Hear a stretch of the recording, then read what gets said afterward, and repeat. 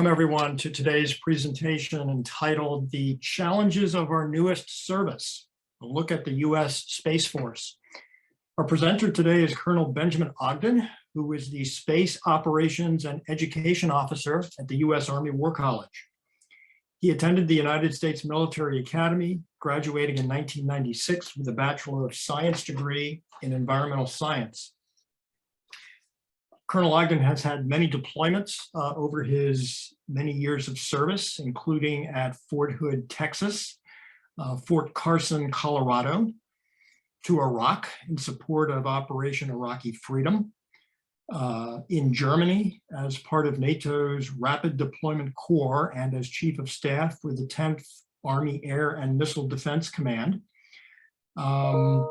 After leaving Germany, Colonel Ogden attended the Command and General Staff College before he was assigned to headquarters of the U.S. 8th Army in Yongsan, South Korea.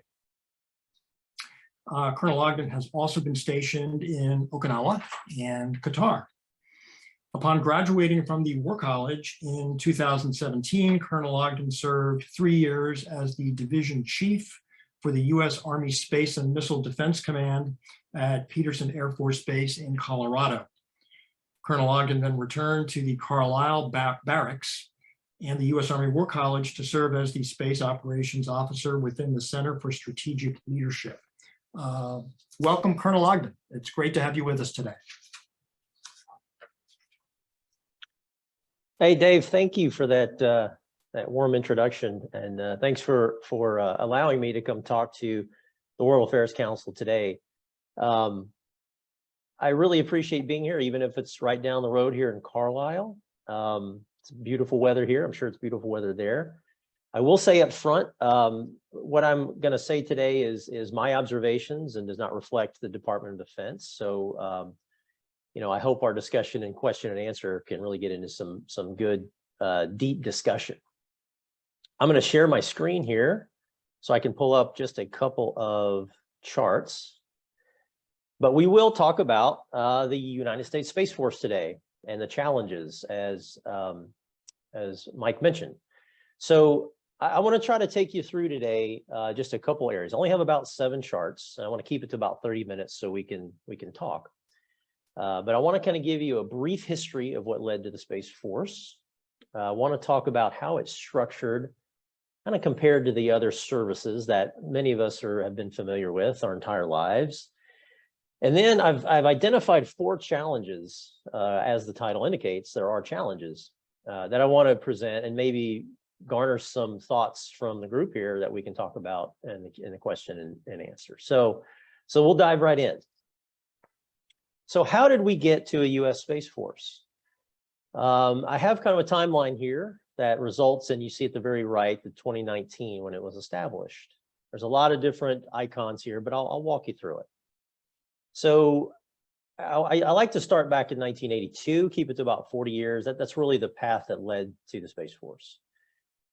There were 5 services coming out of World War II, as we all know, once the Air Force was created in 1947. And believe it or not, the Army, Navy, and Air Force all had dealings in space. They were all realizing that space was going to become a very vital battlefield, if you will. And so all 3 services over the decades were doing things in space. But it wasn't until 1982 that the Air Force said, we're going to create the first operational command. And that's that icon you see above 1982, which is Air Force Space Command. And it was the first of its kind. And it really was the preeminent service operational command that the Air Force created, more so than the Army and the Navy. And it started its space efforts along the way. And then in 1985, the Department of Defense created, right above it there, you see the United States Space Command, because the idea was that we want unified commands to conduct operations, not services themselves, because we got a lot of bad lessons out of Vietnam and Grenada and things that said the Army, Navy, Air Force need to kind of be conducting operations in a synchronous manner. And these unified commands would do that. And so United States Space Command was that effort in space. Air Force Space Command worked for United States Space Command. In 1986 there, you see the Goldwater-Nichols Act. That solidified how we would do command and control within the military. That said that these unified commands would work for the president, not the services. The services become advisory. And this is important once I get to the Space Force today. In 2001, and leading up to 2001, the Clinton administration and a lot of the Department of Defense said, we're seeing a lot of adversarial activity beginning in space, so we need to really look how we're organized. And they put in charge Donald Rumsfeld in this, what's called the Rumsfeld Commission, to look at how the space organizations are organized. And the recommendation that came out of that was, we need some sort of separate organization for space. The Air Force is pilot-centric. We should really have a separate corps, almost like the Marine Corps, but for space. That was the recommendation. That was signed in January. Well, we all know what happened in September 11th, 2001. The strategic focus turned to terrorism and anti-terrorism. We lost sort of the space focus. United States Space Command was actually stood down, and Air Force Space Command then began working for Strategic Command. Strategic Command has a focus of nuclear deterrence, not so much space, and so it lost a little bit of the focus. And some of these recommendations out of the Rumsfeld Commission still were on the back burner. Wasn't until 2006 another commission was stood up to say, hey, we need to relook at this again. And that commission, which was called the Allard Commission, had the same conclusion. It said, we need to reorganize and have some sort of separate space organization, whatever that looks like. At that time, China reinforced our sense of urgency on this because they launched an anti-satellite missile that destroyed a satellite. And we began to realize that space could become a warfighting domain, so we need a military service dedicated to it. But the Air Force was really not doing much for the next 10 years almost in the way of creating that. Wasn't until 2018 that President Trump at the time received a lot of this information and said, unilaterally, we're going to create a separate service. He actually wanted to create a Department of Space, just like the Department of Air Force, and set in motion the establishment of the Space Force. And as we all know, in December of 2019, that was signed into law. At the same time, the Department of Defense and Congress said we also need to reinvigorate a United States Space Command as a unified command above it. And in August of 2019, that was created. So 2 space organizations were created in 2019 to handle what we felt was this emerging warfighting threat in space. And that's where we are. That's where the Space Force came. You see that Air Force Space Command went away in 2019 and the Space Force took over. So the Air Force no longer has space capability. It all went to the United States Space Force. It basically was a spinoff of the Air Force. And so today you can see there we have 6 branches of the military. Here is what the structure really looks like when you look at it on paper. So the Secretary of Defense oversees the Department of the Army, the Navy, and the Air Force. Under the Department of the Army, there's one service, which is the Army. Department of the Navy is broken into 2 services, the United States Navy and the United States Marine Corps. So 2 separate services controlled by one department. What you see there for the Department of the Air Force is what is new. It used to be just the Air Force, but the U.S. Space Force now is a separate service under the Air Force. So really, the Trump administration had to compromise and negotiate a little bit down to where it's not a separate department of the Space Force. It is just a subordinate element of the Department of the Air Force. And so the Space Force falls under the Air Force, similar to the way the Marine Corps does under the Navy. On the right side in the blue boxes, you see the Space Force at the top there. The Space Force has a 4-star that is a part of the Joint Chiefs of Staff, just like the other services, who is in an advisory role only. The Space Force only advises operations. And then you look down at the box below that with all of the different unified commands around the world. They are the ones that conduct warfighting operations. And U.S. Space Command is the one that does that. Space Command, just so you know, is commanded by a 4-star Army general. But the Space Force provides its services to that command. So what does the Space Force look like? This is kind of a busy slide or chart, but let me just briefly kind of talk you through it. First of all, the Space Force is very small.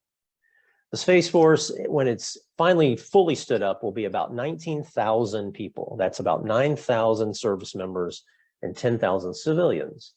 In comparison, the Air Force is just over 300,000 and the Army is over 400,000. So 19,000, very, very small.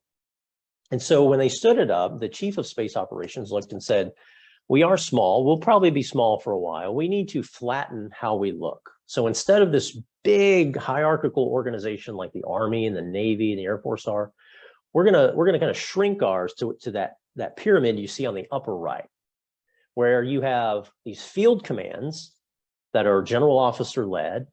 The next level below them goes right to colonel, which they call deltas. They don't call them brigades. They don't call them groups or wings like the other services. They call them deltas. That is a new organization or a new echelon of military organization. And then they still have squadrons. They still use squadrons like the Air Force did for their lieutenant colonels, but basically 3 levels of command, very, very flat, intentionally done so they'll be very agile and can get things done. The Space Force is comprised of 3 different organizations. Excuse me. You see their little deltoids there in the chart. On the left is Space Operations Command, also known as the SPOC, and you probably will snicker when you hear that. The Space Operations Command is where all the space operators reside, so all the warfighters, and I'll talk through a chart of what they do here in a second. Space Systems Command is where they field all of their satellites, their launch capability, all of the equipment that they get comes out of the Space Systems Command. And then the Space Training and Readiness Command, also known as STAR Command, is where they train their personnel. They educate them through their professional military education. They develop doctrine, space doctrine, military doctrine, and STAR Command. So those are the 3 elements that the Space Force has. So the Space Operations Command is probably what most people are interested in, because this is where their military capabilities get put onto the quote unquote battlefield. They have 9 space deltas. You see them laid out here, and each one of them has their own function, which you can also see here. I won't read it to you. You can kind of see, but in essence, they have operators that are observing through space awareness of space. They control these radars and optical telescopes that tell us what is happening in space. They have electronic warfare capability. They can do both offensive and defensive type of electronic warfare against adversaries in space. They do our missile warning mission. So not only when tactical ballistic missiles maybe are shot from Iran into Iraq, like it happened in January of 2020, but also ICBMs towards the homeland. Satellites are the first thing that recognize any missiles coming towards our homeland. They also have command and control capability for worldwide space capability operations that happen worldwide. They do cyber operations, and I'll talk a little bit about that in a second. Satellite imagery is big. The other joint forces, Army, Navy, Air Force, we rely heavily on satellite imagery for intelligence operations, for command and control, to see what's happening, just like we did with the Ukraine conflict. We saw when troops are lining up at borders, we see if countries are disobeying treaties. This is all done through satellite imagery. The GPS that we all know and love, if you didn't know it, the Space Force operates that. It is a free service from your United States government Space Force that we get through GPS. But there's also navigation warfare that happens with that GPS in military operations. And then the last delta is the orbital warfare delta. So there is hazardous behavior and activity going on in space that the Space Force handles, and I'll talk through that. So let me lay out the challenges as I see them. Like I said, there are 4. The first challenge being protecting our critical space infrastructure. This is primarily the Space Force's mission when you look at it, and Space Command that uses these capabilities. So you say, what is critical space infrastructure? So I've already alluded to some of it. GPS, for instance, it is ubiquitous in everything we do. It is ubiquitous in our economy. The timing signal that GPS uses, we use in our New York Stock Exchange to keep the synchronization of those exchanges. If you've gone to the ATM or to fill up your gas tank and use your credit card, those are all timed through GPS. Those transactions are timed using GPS signal. Flights in and out of airports use GPS. So we can move tens of thousands of airplanes very efficiently every day to keep our commerce moving, to keep things, that's all GPS enabled. Our satellite imagery gives us climate and weather data. We are able to look to see when it's time to plant crops, for instance, our agriculture sector, or when to maybe harvest those crops, things of that nature. So we don't realize how much our way of life depends on it. Our way of war depends on it. Precision munitions rely on GPS. We have almost eliminated, in some ways, fratricide and collateral damage because we can pinpoint strikes with certain munitions because of the space capability we have. Missile warning gives us 5 to 10 minutes warning and heads up when there's something shot at our troops. So things like that have become critical space infrastructure for our society and for our military. And the Space Force, the reason it exists is to protect that. The pictures you see there are some ways that our adversaries are figuring out how to try to exploit our satellites. The upper left being electronic warfare or cyber warfare against satellites. Satellites, if you think of them, are essentially large computer systems that are orbiting the Earth. They're very high technology. They have hard drives and different mechanized motor type equipment on it that can be exploited through cyber hacking or through jamming with radio frequency signals. This is a way our adversaries are realizing they can degrade our satellite architecture temporarily, and they can reverse it and turn it off. We lose capability for a temporary amount of time. It's a very concerning issue, and the Space Force has to think of how to get around it. On the upper right, you see laser technology. Putting a laser onto a satellite will dazzle it. If you've ever had a laser pointer and you shined it at someone, it can blind them, of course, right? I mean, or at least temporarily, so they can't see. Well, it's the same with satellites. Satellites have optics. You can blind them. If you turn up the power of those lasers, you can even potentially damage satellites. That is technology coming around. The bottom left and then the bottom right are more physical. So the bottom left is technology being developed by China and Russia and some of these type of countries where satellites will have an arm or a claw or a hook on it and can grab another satellite and move it out of orbit and move it to even throw it and tug it into the atmosphere to burn it up. Very concerning. And then, of course, you have the anti-satellite missile, as I mentioned, with the Chinese, where you actually blow up a satellite in space. This creates a lot of debris, but it's very effective against satellites, very concerning. So the Space Force has to protect this critical infrastructure. That is a huge challenge as a new service, and this is what their primary mission is. Challenge number 2, I call it achieving space sustainability. And what I mean by that is, since 1957, when the first satellite went up, we've been launching thousands upon thousands of satellites. Some of them are still active. Most of them, though, have died but are still in orbit. They have become what we call space debris, space junk.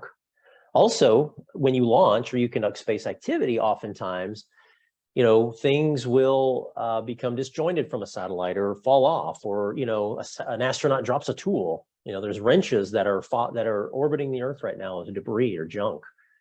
When you launch satellites and the boosters come off, there's kind of this explosion that happens and metal parts and paint come off. That stays in orbit. That does not fall to the Earth for decades. And so U.S. Space Command and the Space Force right now track about 30,000 pieces. We can actually track 30,000 pieces of objects up there. There's only 5,000 working satellites, so the other 25,000 are debris. It's estimated that even there could be hundreds of millions of pieces of debris in space based on the size. We can't track anything above the size of a tennis ball, say. So some of these things you say, well, so what? If it's a pea size, it's not a big deal. Well, this is moving 17,000 miles an hour. It is a projectile that, if to collide with one another, can create more debris, can damage a very flimsy satellite. And so sustaining that environment is a new challenge that not only the Space Force, but our entire space community is dealing with. And there are ways we are getting after it. One of them is the bottom left. Now, that picture may look familiar. That's that claw I mentioned that could be used as a weapon. Well, there are companies that are designing satellites like this to capture dead satellites, to move them out of orbit, to make it safer for other satellites. And so this poses almost another challenge of this dual use capability for satellites. Yes, you could use it for debris removal, but you could also use it as a weapon. So that's part of the challenge. The other picture you see on the bottom right is a very interesting industry that's starting to emerge. It's called space servicing. In the past, you launch a satellite and it's just there until it dies, and then it becomes debris. Well, the commercial sector in general is really developing innovative ways to refuel satellites, or maybe tug it out of the way, relocate it, or even just inspect it to see if it's about to fail. Things that you wouldn't think of that need to happen in space now we have to think of, because we have to sustain the environment.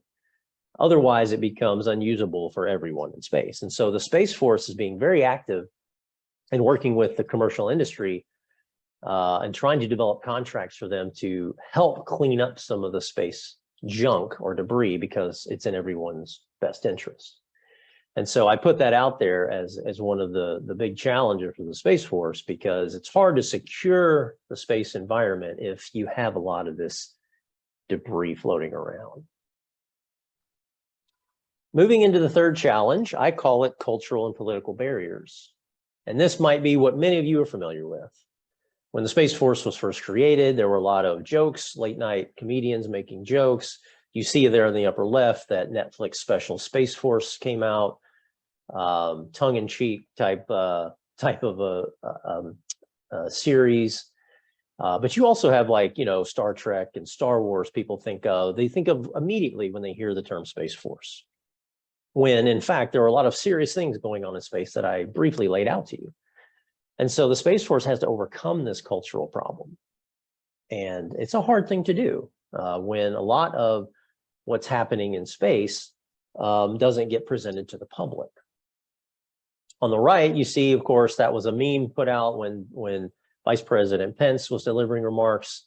You got the stormtroopers back there. So it makes it hard for any political movement, whether it's policy related, strategy related, when it comes to the Space Force and getting any type of political backing politically, when you have sort of this humorous view of what the Space Force is.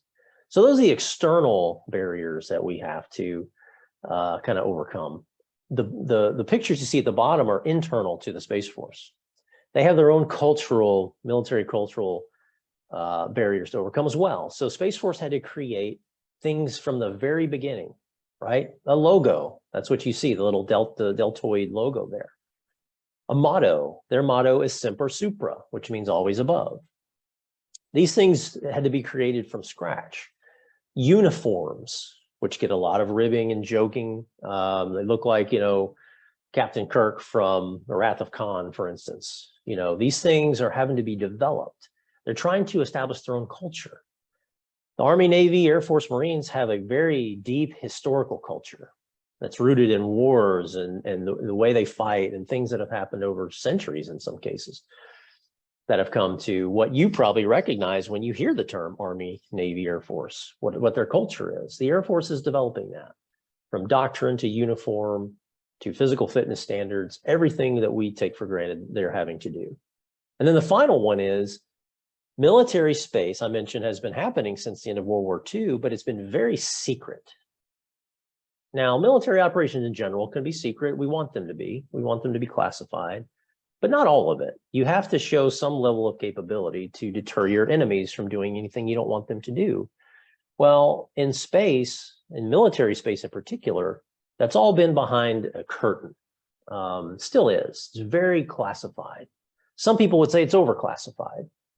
And so the Space Force has that additional barrier of having to convince the American public what they do, when a lot of what they do is deemed too classified to put out. And so, you know, we know, or anyone can go to Google or Wikipedia or any and figure out how many aircraft carriers the Navy has, or how many bombers the Air Force has, and et cetera, et cetera. You can't really do that with the Space Force.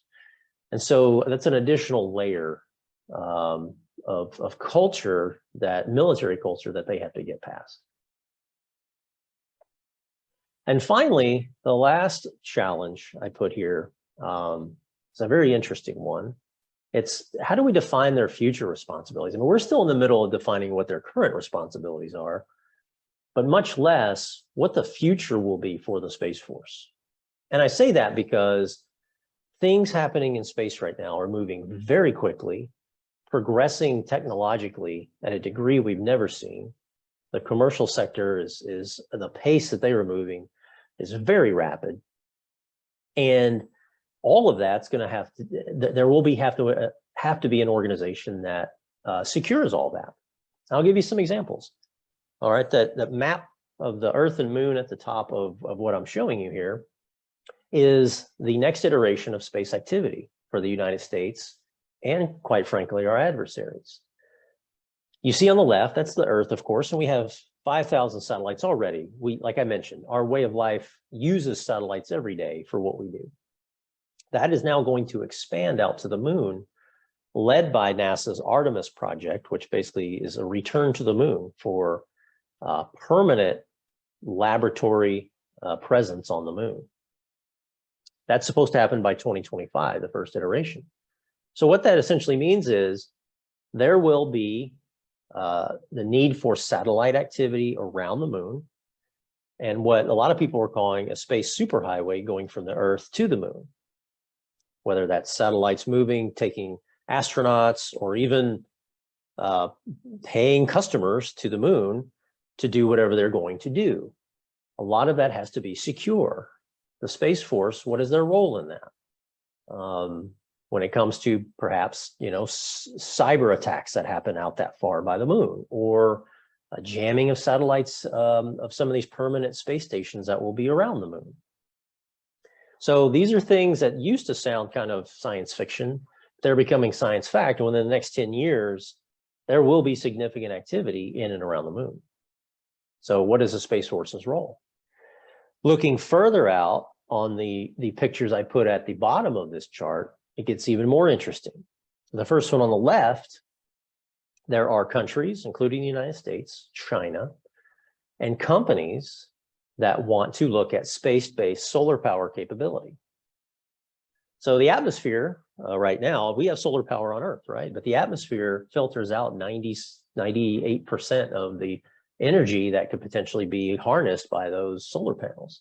Well, if you put a solar panel array in space, it's practically zero atmosphere that you're competing with. And now you're really in the sun constantly, all the time, collecting this energy and then finding ways to get it back to Earth. Technologically, we're not there yet, but there are a lot of companies and other countries really pushing forward for this. And you can imagine the strategic implications if someone harnesses some of this energy from space and beams it back to Earth. The game-changing effect that will have on the fossil fuel industries or even some of the sustainable energy we have on Earth, this could be kind of the game changer. And that's how a lot of these visionary people are thinking of this. That will have to be very highly protected if a nation becomes dependent on that type of energy. The middle one there is asteroid mining. Now, this one's a little further out, but there are people thinking of this. So if you didn't know, asteroids contain upwards of trillions of dollars worth of raw materials that are becoming rare materials on Earth. You think through the periodic table, copper, titanium, all different types of precious metals, gold, silver. There are a lot of people thinking that we can start mining some of this capability and either using it in space, to continue our exploration in space, or somehow bringing it back to Earth. You hear a lot of people out there say that the person that does this first will become the first trillionaire that we've ever had because it's such a lucrative business. Again, who helps secure this? The Space Force is probably going to be looked upon to do things like this, to make sure that these private industries or even governments that are doing this have the security from other nations when we're out there doing these operations. And finally, the bottom right, that's the Armageddon scenario, right? That's planetary defense. Right now, whether you know it or not, NASA actually has an agency that conducts research and experimentation for planetary defense. As a matter of fact, there's a satellite that's going to reach two asteroids in September that will conduct a very basic test on whether it can deflect deflect an asteroid enough to where it would be considered safe to pass by the Earth. Now, this asteroid's not heading towards the Earth. It's way out in the solar system.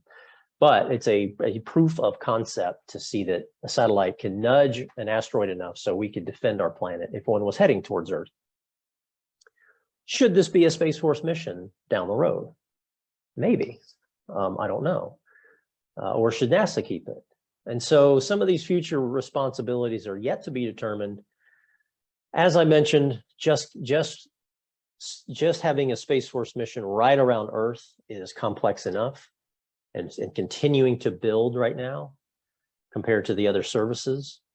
But we have to think of these things as we think of how we want our Space Force to act and to operate in the space environment. By the way, militarily, space begins at 100 kilometers above the Earth and goes to infinity. It has become a separate domain, if you will. Just like the Navy has a maritime domain, the Army has the land domain, the Air Force has the air domain. We in the military and the Space Force have defined this space domain, and it starts 100 kilometers and out. So when you talk about national security efforts 100 kilometers and out from the Earth, that is your United States Space Force.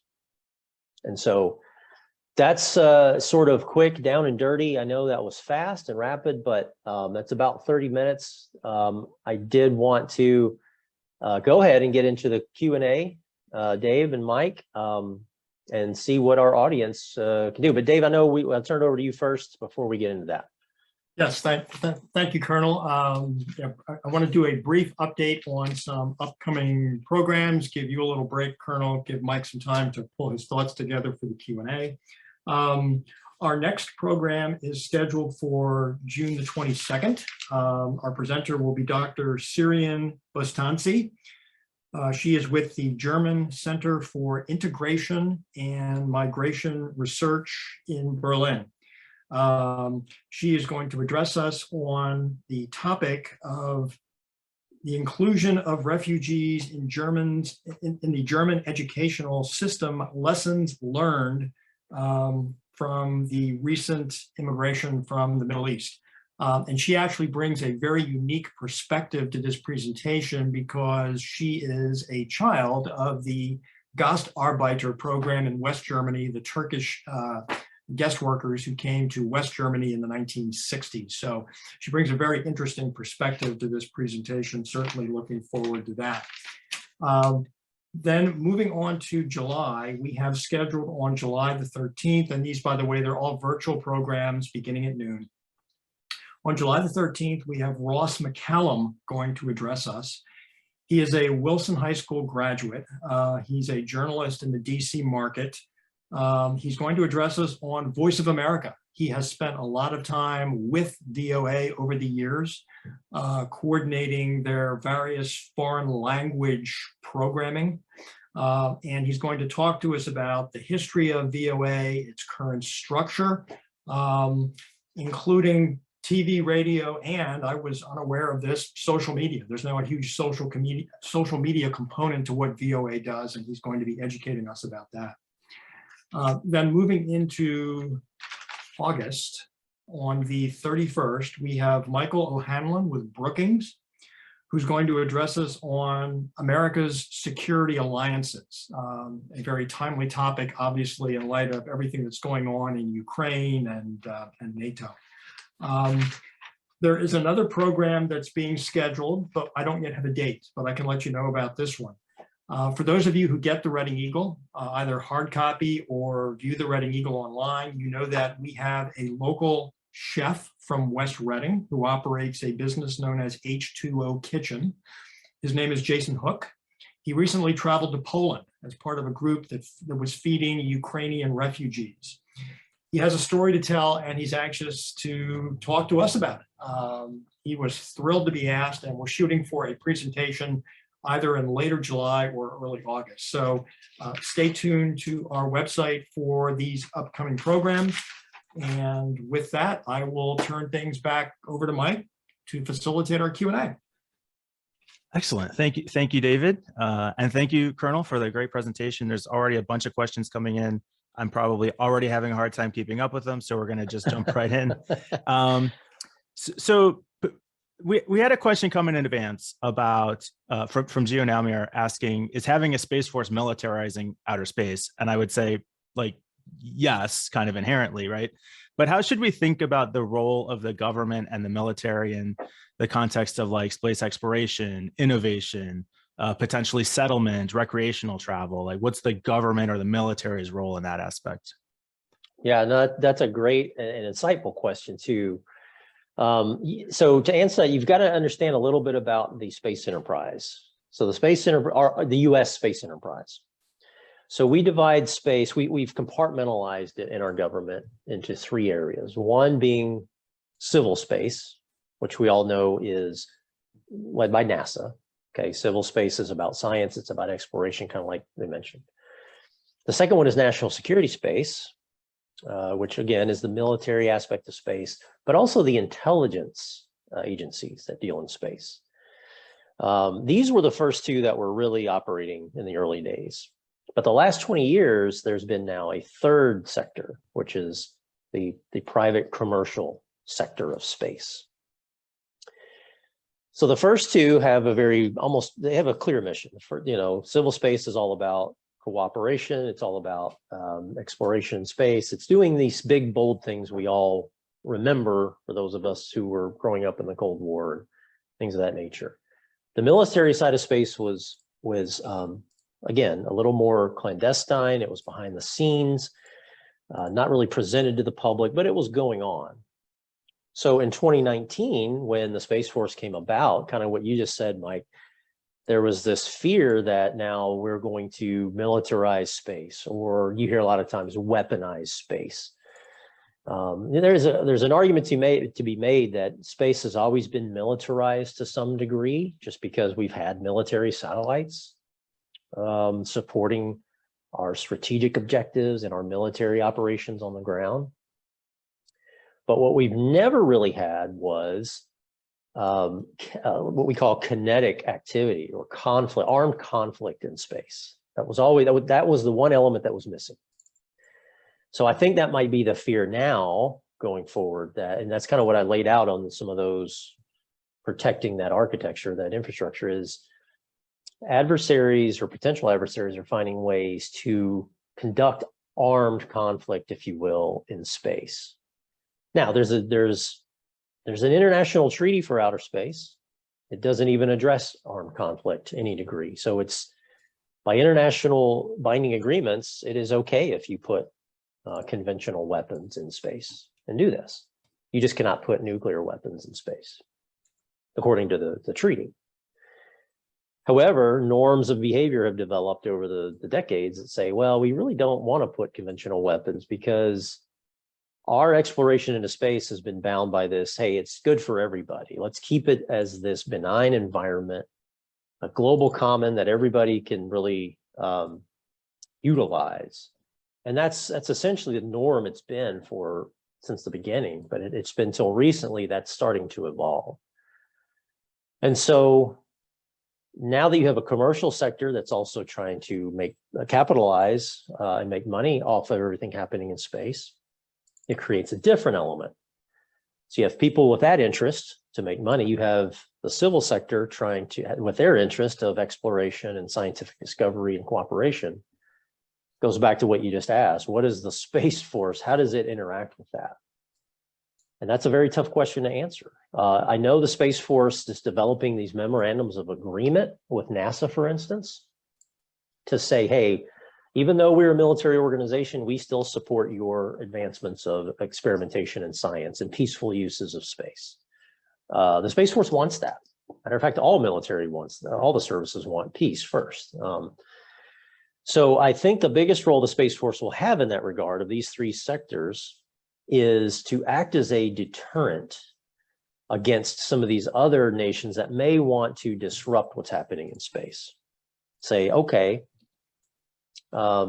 we promote civil activity and commercial activity, and we don't want that to be discouraged. So we exist as a deterrent for anyone who wants to come disrupt that.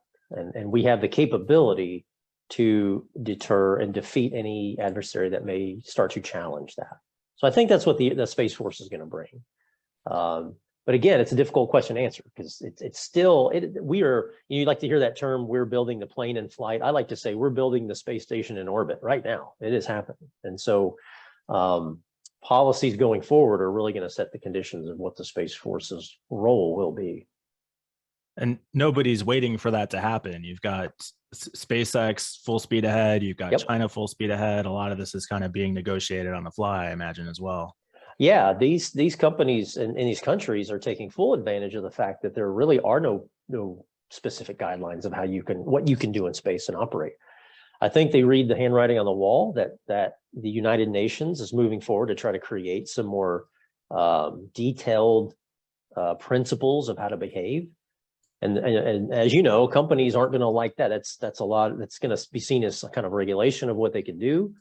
Countries aren't going to like that because that's going to go against perhaps their national interest of what they're trying to do. So yeah, you're exactly right. You see this race. You know, you hear a lot of people say that it's the new space race. I disagree. This is more of a space rush. This is more of, whether I'm a company, let me get into the game now so I can start making some money and give a service to somebody. And for countries, like, let me get there because I see what it does for US power, and I want to share some of that because it gives a lot of power economically, militarily, financially. So you're right. Race in the sense of that cheese roll that they do where you like chase it down. Okay, a couple HR questions real quick. I'm sure you're excited about that. Bill Thomas asks, what kinds of roles will there be for civilian employees in the Space Force? And I think related to that, Bill Litvin asked about ROTC type recruitment efforts for Space Force. Oh, good question, Bill. Yeah. So the Space Force, first of all, wants to normalize everything they're doing compared to the other services. So if you think about how the Army, Navy kind of use their civilians, the Space Force is going to be doing something very similar, or ROTC, how they commission their officers or access enlisted personnel. So for the civilians, really, their role is more going to be in the line of space acquisition, you know, that Space Systems Command that's out in Los Angeles, working with, by the way, that command works with the commercial sector, kind of tied at the hip on what the commercial sector is developing technologically, the innovation that's going on. The Space Force is tapping into that through the Space Systems Command to make sure, you know, the military space doesn't get left behind on a lot of this technology that's being developed, because we could use a lot of that. And so the civilians in the Space Force will aid in that, in some of those acquisition processes, for instance, logistics that have to happen in satellite manufacturing, perhaps. Also, some of the doctrine that's being written or training that's occurring in education in the Space Force, that, you know, that can be done by civilians. It doesn't have to be done by the active duty.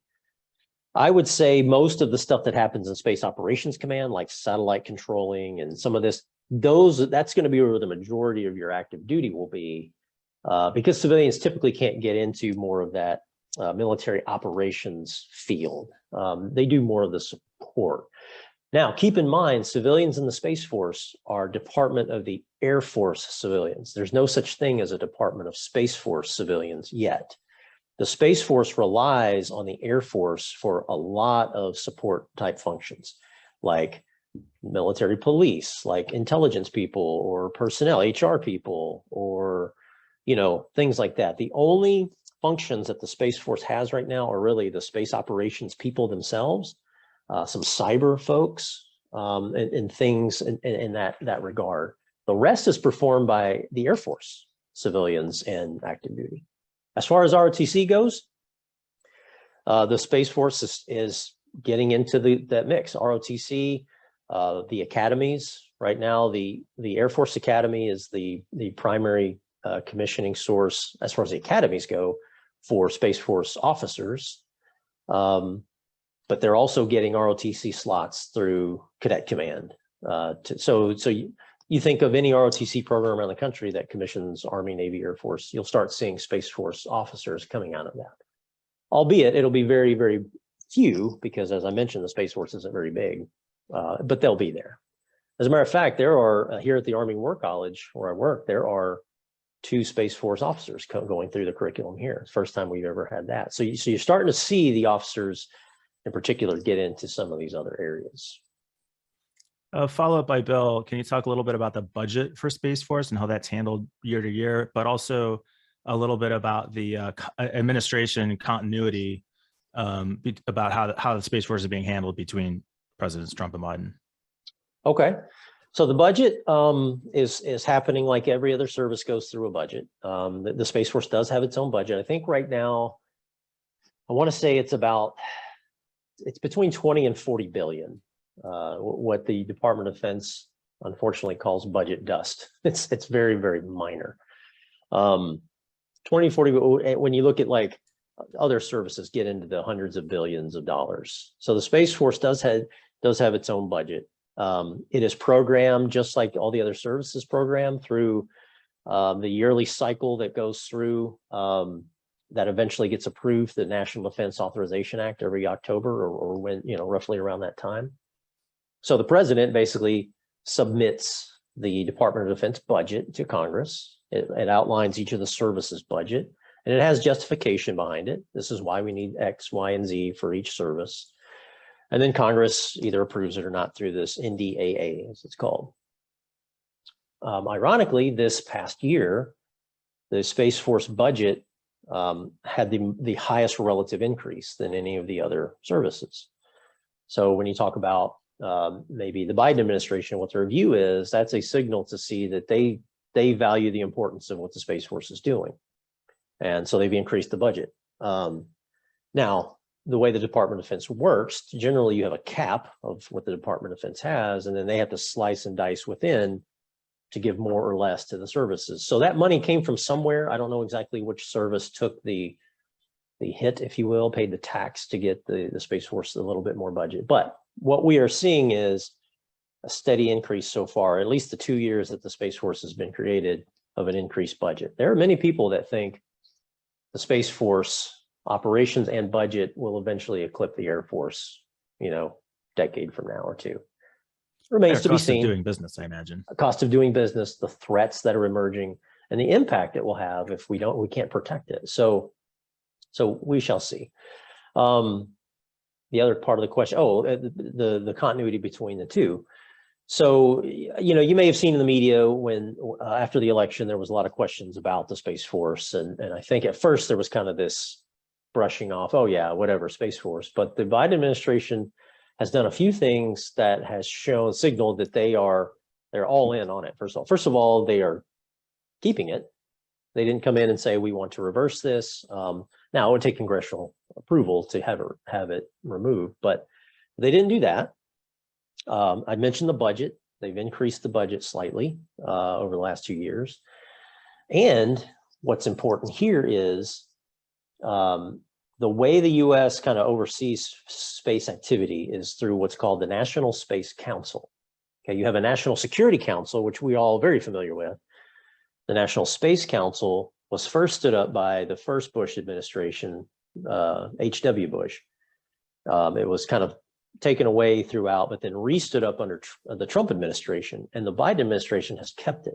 It is chaired by the vice president. And so I think that's the third big signal that the administration is keeping the focus on space and the Space Force moving forward. So I think it's here to stay, if that's kind of where the question was, maybe some of the underlying, implications, because I hear that from a lot of people, like, is it going to stay? Is it going to go? I think it's here to stay. And in my personal opinion is I think it needs to stay, given what is occurring in space and what our adversaries are potentially doing. We have had maybe more questions than I possibly have ever seen in one of these presentations. So I'm going to do my best to keep up with them. Sure. I think we'll end up probably running out of time, but I'll get as many of them as I can in. Students are a big part of the programming that we do here for the World Affairs Council. And Jessica Christman asks, I'm streaming with a group of high school students, and a student is wondering how territory on the moon would be divided between countries. Oh, that's a great question. So I have to revert back to the Outer Space Treaty I mentioned. So the Outer Space Treaty of 1967, it's actually got a very long name, but it's commonly referred to as the Outer Space Treaty of 1967, addresses that to some regard. Basically what it says is that, as I mentioned, you cannot put nuclear weapons in orbit or weapons of mass destruction. You can't put them on the moon or any celestial object. Also, space cannot be appropriated, meaning there cannot be sovereignty in space or on any celestial body, which includes the moon. So what that means is the international community, which almost every country has signed up for, has said, we will not divide up the moon based on that. There was a subsequent moon treaty that came out in 1979 that practically no one signed up for, to include the United States. That really went into more detail on what you could do on the moon. Now, I think that's an insightful question, because we will start seeing commercial activity on the moon for sure. There are resources to be had and to be mined, and things that could be sold and used in certain ways. So you know that the commercial sector is going to get in this. Companies are going to want to stake their claim, if you will. And so does that count as appropriation for a country? It gets very gray. And so the United States, being the country you are, relying on capitalism and the free market, open market, realized that, yeah, maybe we don't technically want to sign up for the moon agreement to say that we, won't claim certain areas, whether it's through the company or through NASA or whatever. And so I think that question is going to be very relevant once we go back to the moon. What is national appropriation? What is not? What is commercial company just occupying this space? What if a Chinese company tries to move in and take that space? What happens then? All these questions are going to have to be asked and answered. It isn't very clear right now in the existing treaty, and the United Nations is trying to get ahead of it right now and redefine some of that. I mean, some of the other things I talk to my students about, we have students, when we're talking about activity on the moon, what time is it on the moon? If you're doing some type of operation, or you have a laboratory or doing a business, what time zone are you in? Just simple things like that will have to all be flushed out. And how do we standardize operations that are going there versus how you communicate back to Earth? And so very interesting stuff happening in space right now. And then you get the private tourism that will, no doubt, I have a 4-year-old son, and I tell him all the time, in his lifetime, he will be on the moon just as a private citizen, if he wants to pay money. And for those students out there, this will happen if the trajectory continues the way it's going. So are they considered astronauts? We don't know, because the treaty protects astronauts, but is a civilian an astronaut? So a lot of great questions. I could go on and on, but that's sort of my take on the moon and dividing it up. Excellent. Okay, so a couple of questions about international collaboration. Gerald Seaver asked, are there any efforts underway to share space sustainability duties with other nations? And Randy Newnham, local professor, member of the board of the World Affairs Council, as there's an effort to reach out to countries like Russia and China on planetary defense. Good question. Okay, so the first one, yes, we are working with other nations on sustainability. First of all, we're, from a strategic perspective, big picture, we utilize the United Nations. There's an actual committee called the Committee on the Peaceful Uses of Outer Space that has been around ever since 1957, that we are a huge proponent of, and all the nations join, and we talk about the sustainability. As a matter of fact, there have been new principles drafted. They're not even principles, they're guidelines for the sustainability of outer space. Came out in 2019. It was like a 10-year project to get all the countries to agree, but they're pretty good. They kind of say, here's what we think, here's how we can sustain space, here's what we need, how do we need to behave. Everything that we've already established in the other domains, right? I mean, ships know how close they can come to one another, who has right of way, aircraft, same thing. I mean, all this has been hashed out in the other domains, and we're now finally getting there, sort of getting there in the space domain. So from strategic aspect, the United Nations is moving forward on that. Now, it depends on whether countries follow that or not, is a different story, but the guidelines will be there. When it comes to bilateral approaches, the US to other nations, this is happening the most in the commercial sector. There are European companies, for instance, that are somewhat cooperating with commercial companies to, maybe come up with these alliances, if you will, to maybe develop technology that can clean up space. We're sharing data in that regard. the level that a company's comfortable with. Obviously, they want to make money, but there is some sharing going on. The Space Force, like I mentioned, is trying to bankroll a lot of these companies. Some of them are some of our allied nation companies to develop some of these space sustainability efforts. We build alliances through the State Department to say, hey, we are all together to go forward on how we should be behaving in space that will sustain space for the future to come. One area NASA is working on is called the Artemis Accords, which has about 17 countries have signed up. That basically is a reiteration of the Outer Space Treaty and peaceful uses of space and sustainability of space. So NASA's doing its part. So yes, there are these pieces and parts that are happening. The other question about China and Russia and planetary defense, that's an interesting question. I've never actually, I will say up front, no, there is no cooperation in that regard. We're not worried about planetary defense. Well, people in the space business are, but not many other people. But I would say NASA, that mission that they're doing, it's called the DART mission. You can Google it if you want, if you have a few minutes. It's a fantastic experiment they're doing. The double asteroid redirect test. They are working with a lot of our European allies in that specific mission. The Italians, I know, have a piece of that. I think the Australians, there's a few others. But we haven't reached out to Russia and China. And I'll tell you a couple reasons why. For Russia, for instance, we've had a decent cooperative relationship with Russia. They helped us with the International Space Station. I mean, it was Russia and the United States that really created that. You probably seen the news lately because of Ukraine, that's really diminished, and Russia is probably going to pull out of the space station in 2024, which is our last kind of hook to keep them on any type of cooperation in space.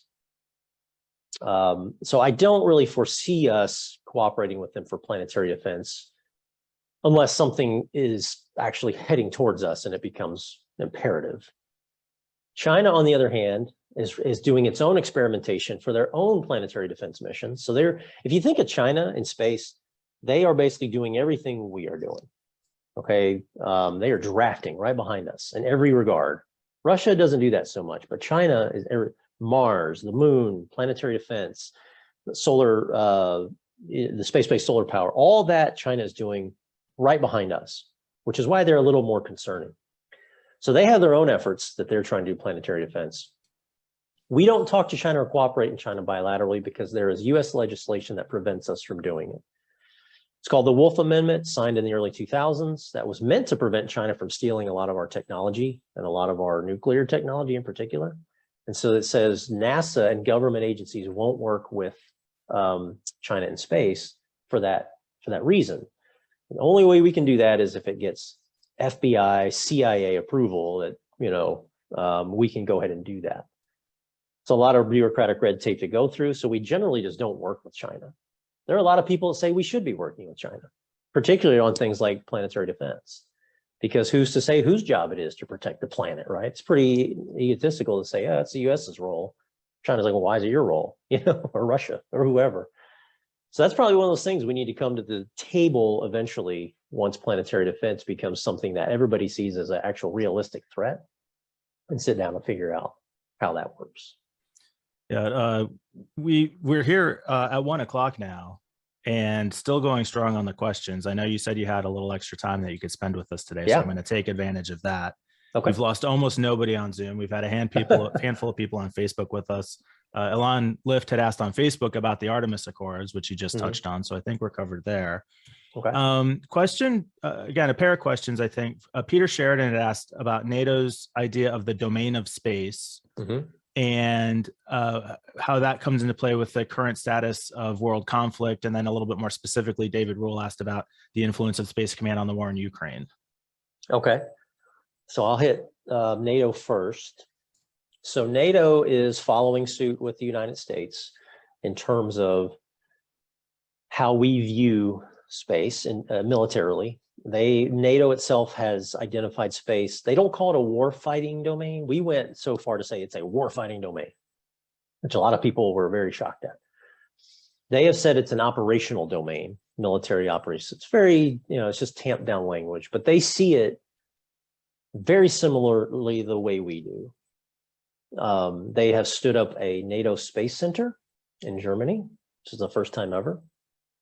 There's going to be in France, there already is what's called a Space Center of Excellence, which is kind of where a lot of NATO personnel will get trained and educated on space operations and things of that nature.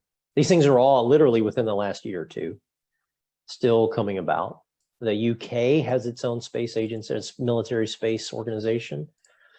France does, and other countries are following suit. So I think from NATO perspective, we're seeing the US legitimacy in space flow into NATO.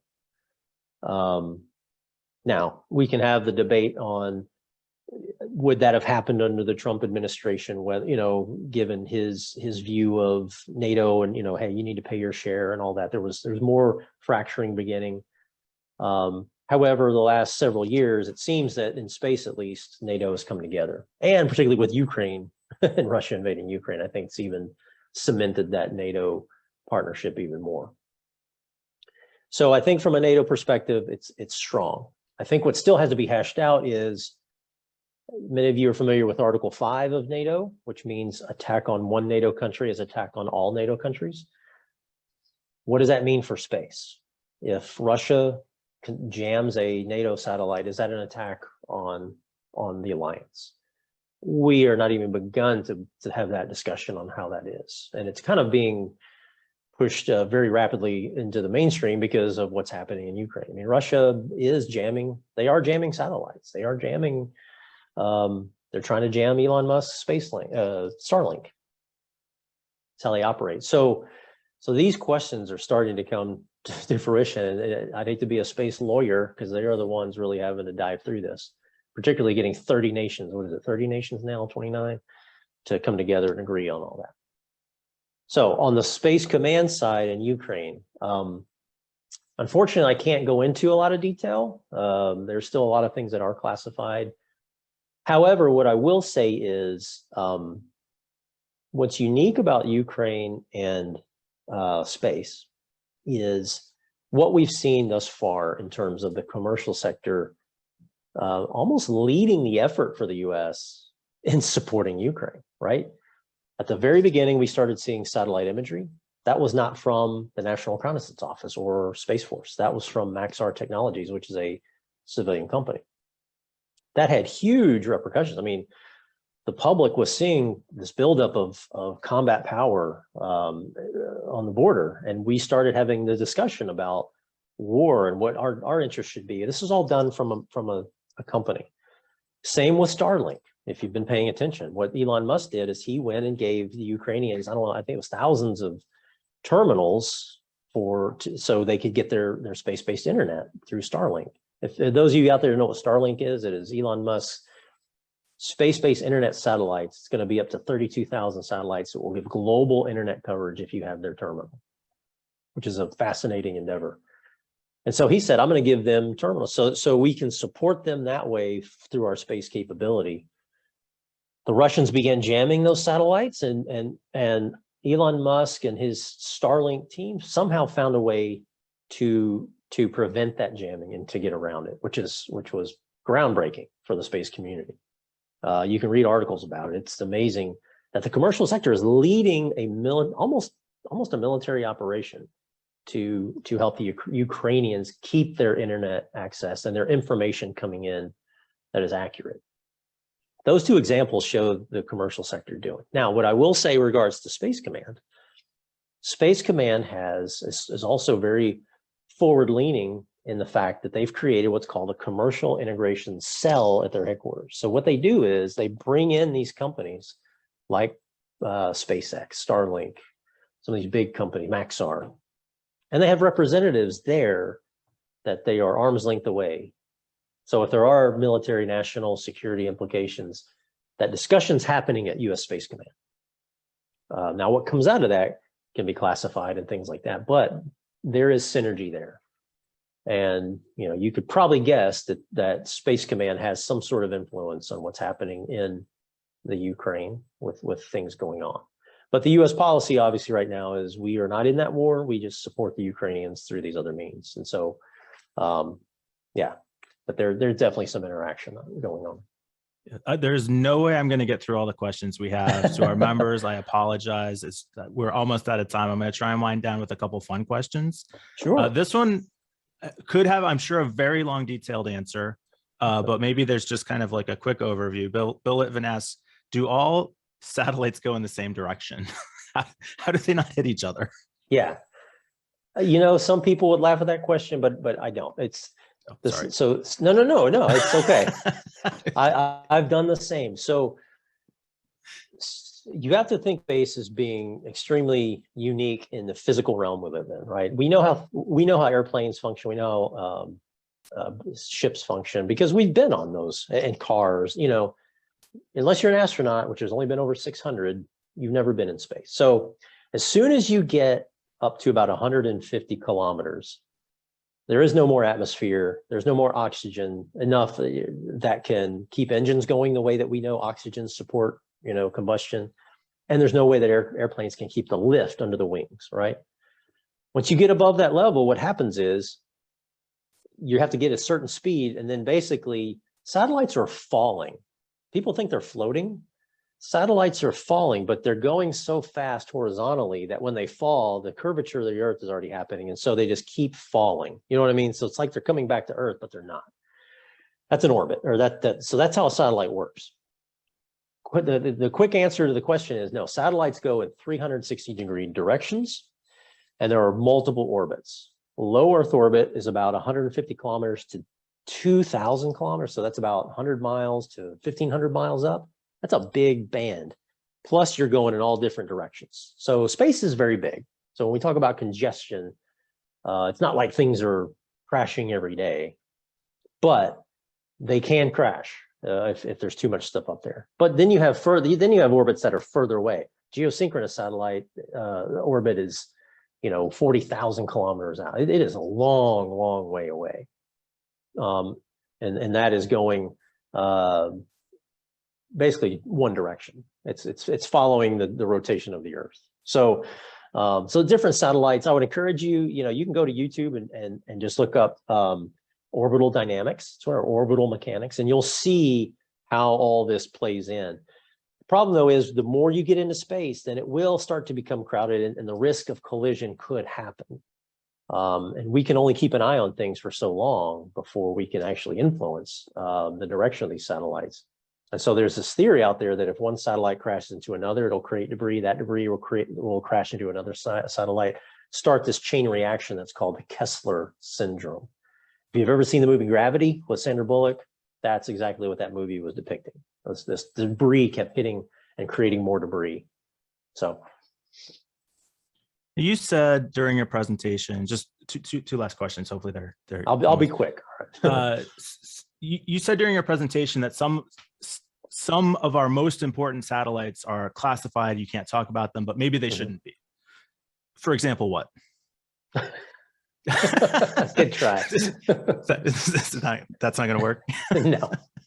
All right. So if you think about, I can put it this way: when our military and intelligence agencies back in the Cold War started putting satellites up, they were meant to keep an eye on the Soviet Union, in particular, to be warning for nuclear war, right? I mean, and they still are. There's architecture there that has been put in place to look after, to make sure a country couldn't do first strike capability on us. Part of that architecture resides in space. So you can see there are, you know, very, very important things originated in space that still exist today. And that are being updated. So, you know, you can probably talk some of it, but you don't want to talk all of it.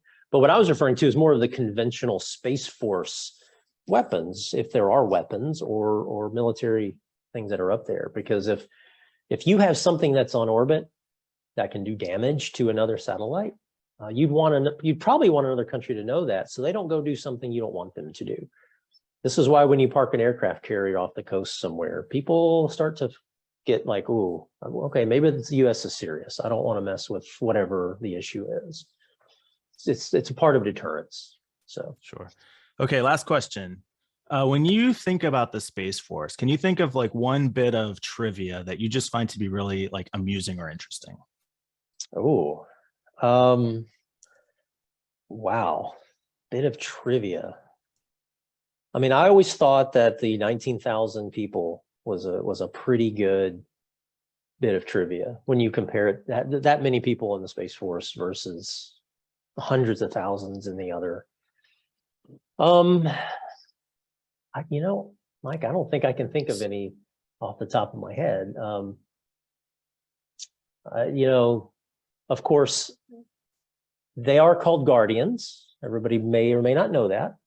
You know, soldiers, sailors, airmen, Marines, they are Guardians. Interesting. That's a piece of trivia. I mean, it shouldn't be because it's been announced, but it kind of harkens back to Guardians of the Galaxy and Guardians. Actually, you know what? I will say one. So when the Space Force, if you remember on that chart I had the deltoid and it has the thing going around like the orbit. Well, people right away were coming out on social media saying, oh my God, you're stealing from Star Trek. Are you know, a bunch of jokers, you can't, and no original thought. Believe it or not, that type of insignia came out before Star Trek. Star Trek actually stole that from NASA. And it has a lot of roots in military space as well, going way back before Star Trek. And so when you hear people saying, oh, you stole all this, well, technically, a lot of this was already happening. The entertainment industry at the time, Star Trek and everything, kind of looked at it and said, that's kind of cool. Let's make it more into sci-fi. But science fiction became more popular than what was really happening in space. And then therefore, here we got to where we are today. And so the Space Force has to deal with that culturally, like all the time. Like, well, actually, it roots back further than Star Trek. Anyway. That is fun. I'll take it. Colonel Ogden, thanks so much for joining us today. This was a great presentation. We had phenomenal retention on Zoom. We did keep you a little bit longer than expected. I appreciate your flexibility in staying with us. This has been fun, Mike. And for those of you out there, you know, I really appreciate that you are interested in space. It is a new era. Like Mike mentioned, I did have I don't know if you sent it out to the group or not, but I did have a separate lecture that goes more into all this. You're welcome to but you can find anything on YouTube.